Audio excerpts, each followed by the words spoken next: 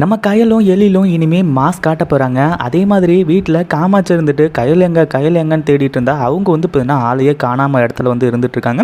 கடைசியில் பார்த்தா வந்து பார்த்தீங்கன்னா டிவியில் வந்துட்டுருக்காங்க. எல்லாரும் குடுகுடுன்னு ஓடி வந்து நம்ம கயலும் எழிலும் எல்லாரும் பேசுகிறத வந்து கேட்டுட்ருக்காங்க. அதாவது இப்போ என்னாச்சு அப்படின்னு பார்த்தீங்கன்னா நம்ம கயலும் எழிலும் வந்து பார்த்தீங்கன்னா ஃபைனலுக்கு செலக்ட் ஆகிடுறாங்க. செலக்ட் ஆகிறது மட்டும் இல்லாமல் அந்த ஒரு போட்டியில் வந்து பார்த்தீங்கன்னா வின்னரும் ஆக போகிறாங்க. அதாவது என்ன தான் வந்து பார்த்தீங்கன்னா இந்த சிவசங்கர் இருந்துட்டு இந்த போட்டியில் அவங்க ஜெயிக்கக்கூடாது, அந்த 5 லட்சத்தை அவங்க வின் பண்ணக்கூடாது அப்படிங்கிற மாதிரி நினச்சாலுமே கூட அது எல்லாத்தையுமே தகர்த்து எறிஞ்சிட்டு நம்ம கையிலும் எழிலும் வந்து பார்த்தீங்கன்னா அதை வின் பண்ண போகிறாங்க. அந்த பிரம்மாண்டமான ஒரு விஷயம் தான் வந்து பார்த்தீங்கன்னா எல்லாமே மொத்தமாகவே டிவியில் ஒளிபரப்பாக போகுது.